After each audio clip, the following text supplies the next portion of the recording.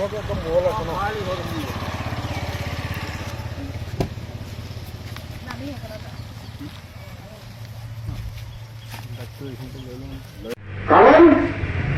শিক্ষকৰ দৰমহা নহয়, শিক্ষকৰ পেঞ্চন নাই। এই চিৰিমিয়া এজন শিক্ষক ৰয় পাতিৰ সকলৰ কথা যদি কয়, আজি চীনত হওক, জাপানত হওক, অন্যান্য উন্নত যিবিলাক দেশ তাত আটাইতকৈ বেছি টকা খৰচ কৰে শিক্ষা বিভাগত। কাৰণ শিক্ষাই পোহৰ আনে, জ্ঞানৰ বিস্তাৰ ঘটায়, দেশখনৰ প্ৰগতি অৰিহণা যোগায়, প্ৰধান ভূমিকা যোগায়।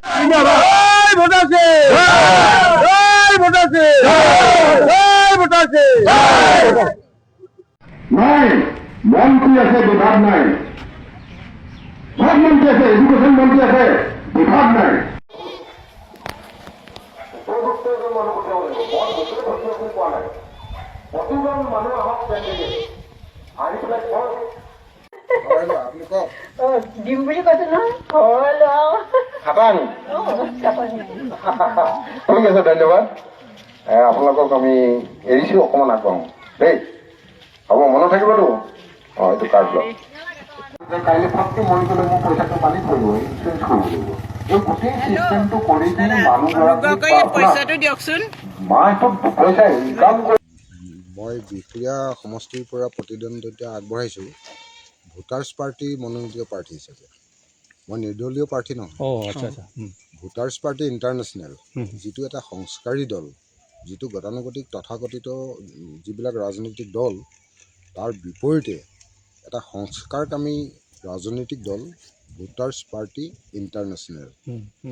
মই সেই পাৰ্টীৰ এজন মনোনীত প্ৰাৰ্থী। কেনেধৰণে আপুনি প্ৰচাৰ চলাইছে?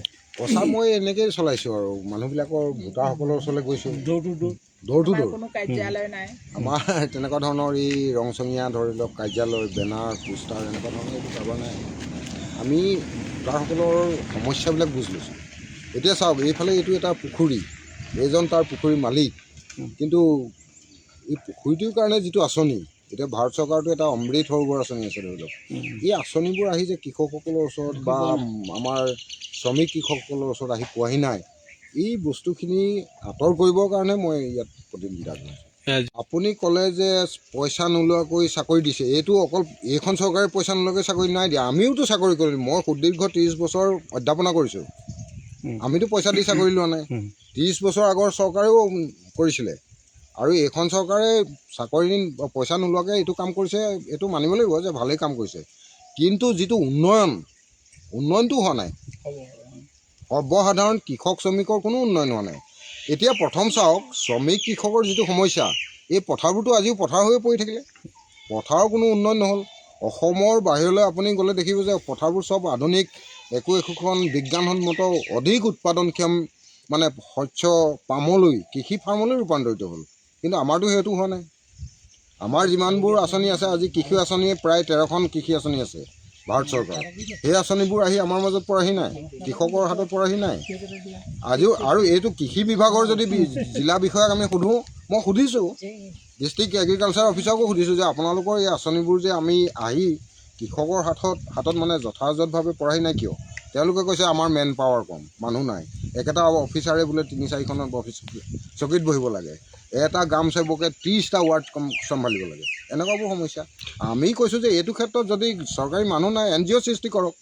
বহুত ডেকা ল'ৰা ছোৱালী, পঢ়া শুনা ল'ৰা ছোৱালী আছে, তেওঁলোকে NGO হৈ কাম কৰি এই কৃষকৰ হাতত, শ্ৰমিকৰ হাতত যিবোৰ আঁচনি আছে সেইবোৰ তুলি দিব লাগে। আঁচনি দিছে, এইবিলাক কোনো এনেকুৱা ধৰণৰ আঁচনি নহয় যে যিবিলাক আঁচনিৰ জৰিয়তে সাধাৰণ শ্ৰেণীৰ মানুহে অৰ্থনৈতিক ভেটিটো গঢ়ি তুলিব পাৰে, এটা ইনকাম চ'ৰ্চ তেওঁলোকে পাব পাৰে। এই আঁচনিবিলাকৰ যদি কোনো এতিয়া দিলে অৰুণোদয় 10,000কৈ দিলে, কিবা এটাত 9,000কৈ দিলে, এইবোৰ তেওঁলোকে দিলে, কিন্তু তেওঁলোকে মহিলাসকলক বা কিবা এটা কোনো উপযুক্ত আঁচনিটো নাই দিয়া। যদি কোনোবা এজনীক ক'লেহেঁতেন মহিলাক যে তুমি এখন ছাগলী ফাৰ্ম খোলা, প্ৰথমতে আমি 2,000 টকা দিছোঁ, মাটিখিনি ভৰাই লোৱা, 3,000 টকা দিছোঁ, গঁৰালটো বনাই লোৱা, আৰু এই 5,000 টকা দিছোঁ, বস্তুকেইটা কিনি লোৱা, তাৰপিছত আপোনালোকৰ যদি আৰু প্ৰয়োজন হয় আমি ছাবচিডিত পইচা দিম। এনেকৈতো ছিষ্টেমেটিক পইচা দিয়া নাই। আৰু কোনো আঁচনি নোহোৱাকৈ যদি এনেই কিবা এটা নামটোহে আঁচনি, নামটো হৈছে অৰুণোদয়, উদ্যমিতা এনেকুৱা নামবোৰ দি লৈছে। এইবোৰ কোনো ধৰণৰ আঁচনি নহয় না। আঁচনি এনেকুৱা হ'ব লাগিব যে দেশৰ প্ৰত্যেকজন মানুহে অৰ্থনৈতিকভাৱে সচ্ছল হ'ব পৰাকৈ এটা এটা উপাৰ্জনৰ পথ তেওঁলোকক দিব লাগিব। আমাৰ ইয়াত বহুত ইণ্ডাষ্ট্ৰি কৰাৰ কথা আছে। আমাৰ এগ্ৰিকালচাৰ ইণ্ডাষ্ট্ৰিয়ে প্ৰথম গঢ়ি উঠিব লাগিব। প্ৰতিখন ফাৰ্ম আমাৰ কৃষি ফাৰ্মলৈ ৰূপান্তৰিত হ'ব লাগিব। আমাৰ বাঁহ গছ, কলগছ এনেই পৰি আছে।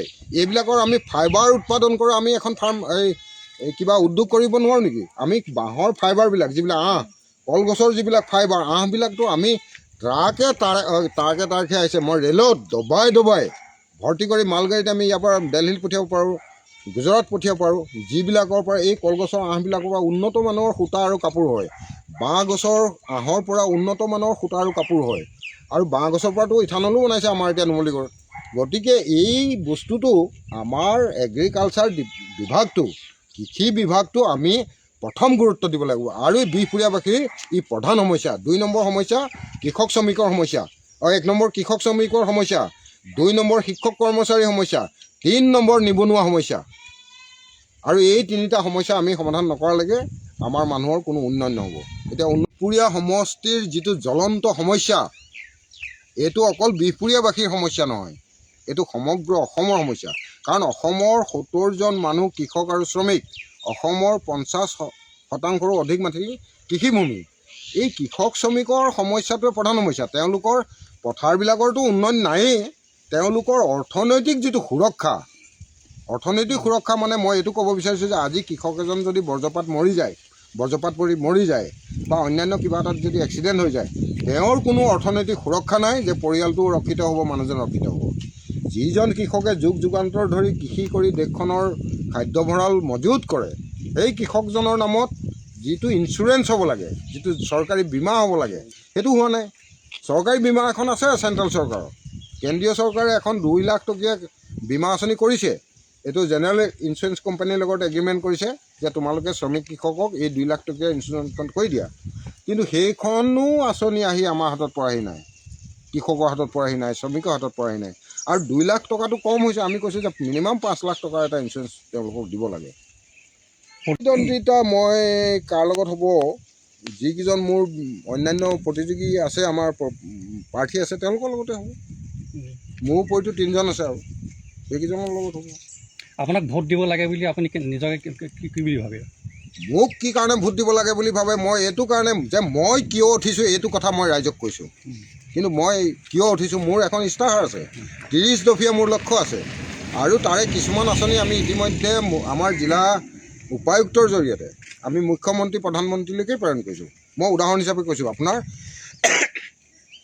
কৃষক শ্ৰমিকৰ সমস্যাৰ পিছতেই আন এটা বিহপুৰীয়াবাসীৰ প্ৰধান সমস্যা, যিটো মই কৈছোঁ যে অসমবাসীৰো সমস্যা, এইটো হ'ল শিক্ষক আৰু কৰ্মচাৰী সমস্যা। এই 2005 চনৰ যিসকল শিক্ষক কৰ্মচাৰী, তেওঁলোকে চকু পানী চাকৰি কৰিছে, কোনো অৰ্থনৈতিক সুৰক্ষা নাই। আজি শিক্ষকৰ যদি কথা কওঁ মোক বহুত সময় লাগিব। বৰ্তমান চৰকাৰে যে